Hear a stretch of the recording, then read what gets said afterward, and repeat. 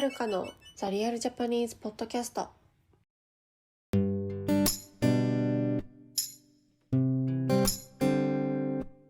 はい、皆さんこんにちは。お元気でしょうか？はーい。皆さんお気づきになりましたでしょうか？今 YouTube 見ていらっしゃる方、お気づきになりましたでしょうか？私、髪の毛を染めました。イエーイ。はい。今、ポッドキャストのアプリでね、聞いてる方はね、全然見えませんよ、みたいな。ビデオがありませんよって思ってる方いると思うので、詳しく、口でお伝えします。はい。私、髪染めました。どんな状況かというとですね、黒髪ベースなんだけど、ほっぺたから下半分だけ染めてるみたいな感じのスタイル。はい、今ちょっと流行ってるよね、そういう系。で、色はね、これ見るとね、ちょっとパープルっぽい、薄い紫っぽく見えるんだけど、本当はシルバーゴールドっぽい感じ。白っぽいゴールドっぽい感じ。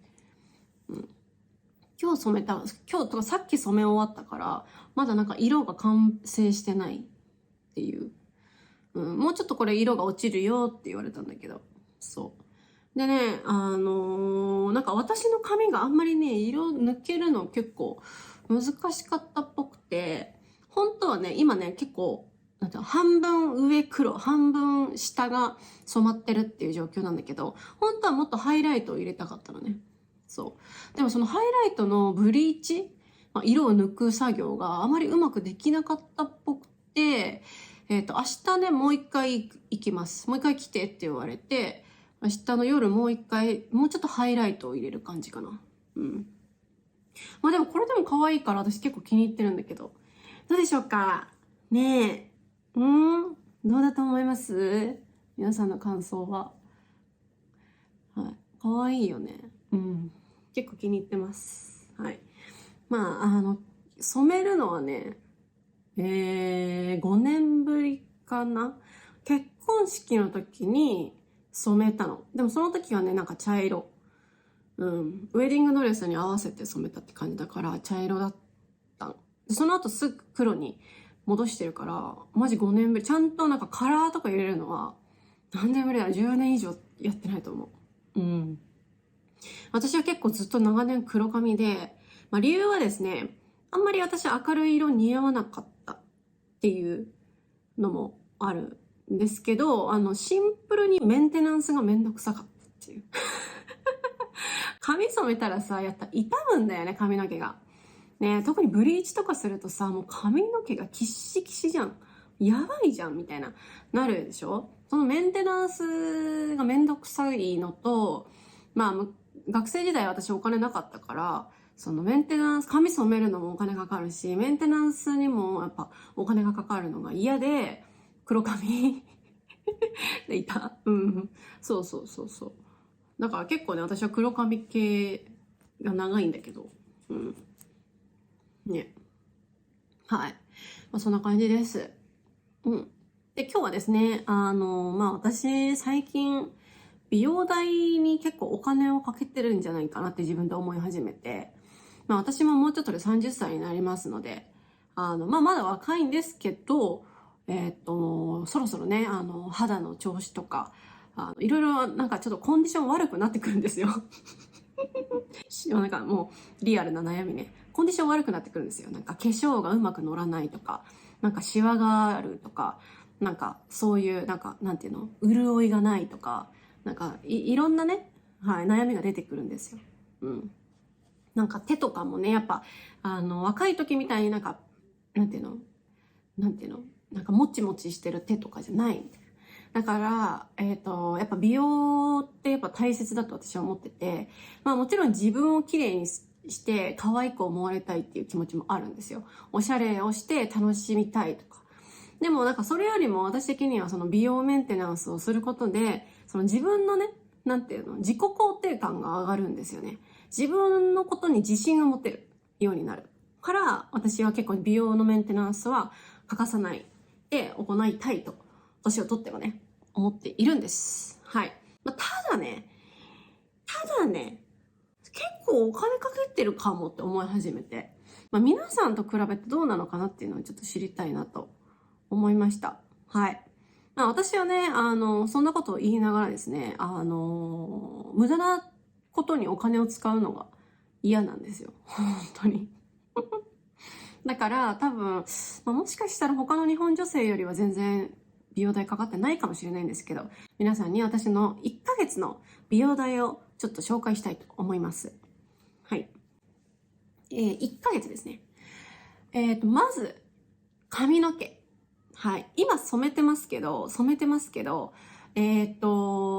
前は私は黒髪だったので、カットだけでした。ただ、私の髪の毛ってめちゃくちゃ健康らしくて、美容師さん曰く。めちゃめちゃ健康らしくて、だからなんか成長速度が速いんだって。で、量も多いし、そうそうそう。もうしっかりした髪の毛みたいな感じなの。だから、そうなると、やっぱ切る速度もすごい速くて、月に1回切らないと、私結構ドライヤーとか大変になっちゃうぐらい、髪の毛が増殖するんですよ。増え続ける。そう。だから月1、5000円です。まず、カット代ね。月1 5000円。で、5000円はね、これ安いと思う。女性の、だいたい20代、30代の美容院、カット代は、5000円は普通かな。どうだろう、東京だと。うん。私はずっと中学の同級生に髪を切ってもらったり、髪を染めてもらったりしているので、ちょっと割引で、5000円って感じ。うん。で、もう一つはネイルですね。これも月1ですね、ネイル。はい。私も最近またネイルしたんですけど、はい。ネイルはね、欠かさずやっております。ネイルをするとしないと私は全然気分が変わりますね。うん。やっぱキーボードとか触るときに、やっぱ手がキラキラしてると、テンションが上がる。可愛い理由でしょね、私も女の子なの。うん。ってことで、ネイルは、最近値上がりして、7000円かな ?7000 円。うん。で、だからカットとネイルで今、1万2000円ですね。で、プラスで最近また始めたのが、まつげ。はい。私ね、コロナの前はまつげエクステをしてたの。まつエクって言うんだけど、毛をまつげにつける。量を増やすってやつですね。まつげエクステは。で、まつエクしてたんだけど、コロナになって、あんまり、なんていうの、外に出なくなったっていうのもあるし、あんまりそういうなんかサロンがなんかちょっとコロナ対策で閉まっちゃってたりしてたの。で、それで休んでたんだけど、最近日本でまつげパーマが流行り始めて、前から流行ってたんだけど、最近なんか一気にまた流行り始めたのよね。うん。で、私もまつげパーマを最近し始めた感じですね。はい。うん、そう。で、それが6000円ぐらいかな。はい。なので今合計で1万8000円ぐらいかな。そう。そう。で、また最近始めた、最近っていうか今年になって始めたんだけど、ハイフっていう、知ってる？ハイフ。これ韓国で流行って日本に来たのかわかんないんだけど、ハイフっていうなんか美容施術みたいなのがあって、整形とかじゃないんだけど、その私は顔なんだけど、顔になんか顔のその中の脂肪に刺激を与えて、なんか一回細胞を殺して生き返らせるみたいなことをするんだって。そうすると肌が生き返ったりとか、あとシワ、私ちょっとほうれい線が最近気になるんでリアルな話ほうれい線に効いたりとか、シワとかがちょっと良くなったりするみたいな。効果があるかどうかまだわかんない。今3回目なんだけど。もうちょっと通って、いいか悪いかを決めたいと思うんだけど、それがだいたい2ヶ月に1回で8000円なのね。そう。なので1ヶ月、4000円で考えると、月のトータルコストは、2万2000円になりますね。どうですかね？結構かかってるかな。いや、安い方かもな、私。どうだろう。うん。どんな感じですかね、皆さん。国によってね、価格が違うしね。はい、と思うんですけど。で、プラス今回私はカラーをしたので、そのカラーのメンテナンスも、まあ2ヶ月に1回ぐらい入ってくるって考えると、もうちょっと上がりますね。このカラー高いんだよね。そう。今回のこのカラーは16,000円です。はい。だから、カットの3倍ってことだね。うん。そう。カラー高いんだよね。うん。でも可愛いからさ、ね、すごい気に入ってます、私は。もう長い間黒髪だったからちょっと飽きちゃってて。うん。ね。はい。皆さんどうでしょうか。男性女性でね、月にかかる美容代っていうのは違うと思いますね。はい。でも最近は男性でもね、脱毛とか行く人も増えてますからね。うん。毛を抜くって感じ。はい。日本だと、髭脱毛とか結構多いですね。眉毛とか。うん。私も前脱毛行ってたんですけど、全身脱毛ね。全身脱毛。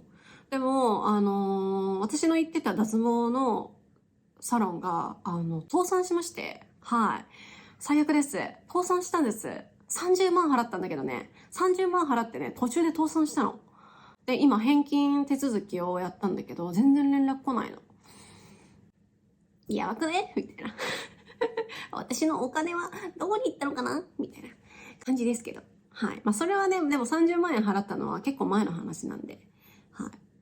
まあ帰ってきたら、お金が帰ってきたらいいなと思ってますけど。なので最近は脱毛には行ってない。いや、なんか美しくあり続けることっていうのは大変ですよね。多分見てる方ではいると思う。いや、そんなにお金かける必要あるみたいな。なんか年をそんな若くいる必要あるみたいな。思ってると思う。なんか、思ってると思う。でもね、そういう問題じゃないんだよね。結局やっぱね、綺麗でいるとかおしゃれをするっていうのは自分の自信なの。自己満足。はい。自己満足でございます。はい。なので、っていう話です。だから私はその美容にお金をかけてもかけなくてもどっちでもいいと思いますけれども、まあなんか、やっぱ綺麗になったら自分も嬉しいよねっていう話。はい。ちょっと今日のね、この服がね、結構可愛いから着たんだけど、暑いわ、まだまだ。まだまだ暑い。はい。ということで、今日は私の、美容代についてでした。は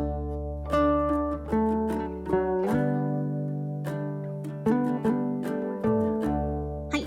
今日話した話、またトランスクリプトを作りますので、私のウェブサイトチェックしてください。また Twitter、Instagram、YouTube、こちらのフォローもお願いいたします。あと、ミートアップイベントですね。友達クラブの日本語を話そうっていう会、オフラインのイベントなんですけど、こちらが、もう11月の18日の、台北チケットはもう売り切れ。ありがとうございます。はい、売り切れでして、次回はですね、12月8日の、福岡の博多のイベントです。はい。もしね、暇な方とか、その時に近くに博多にいる方、ぜひご参加お待ちしております。詳しくは私のウェブサイトをご覧ください。はい。あと、ペイトリオン、こちらのメンバーを募集しております。ペイトリオンではですね、週2回ブログ、週に1回、このポッドキャストのエピソードの新しい言葉とかフレーズの意味の説明。あとは2週間に1回、おやすみポッドキャストっていうまた別の、なんかすごい私のなんかどうでもいいカジュアルな話をしてるポッドキャストがあるので、それを聞くことができます。ぜひペイトリオン参加お待ちしております。はい。あとは、会話レッスンとシャドーイングコースですね。こちらのメンバーも募集しております。はい。今計画中なんですけど、グループレッスンの会話レッスンを、スタートさせようと考えております。まあ、来年の話なんですけど、なので、興味ある方はちょっと、頭の中に入れといてください。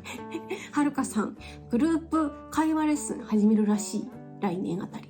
みたいな感じで、ちょっと頭の中に入れてくれると嬉しいです。はい。レベルはね、だいたい N4 以上から N1 まで時間によってその上級中級とかレベルが変わってくるような形になります。はい、会話ベースですね。お楽しみに。はい、一応、あっという間にもう11月もね、中旬になるそうで、はい。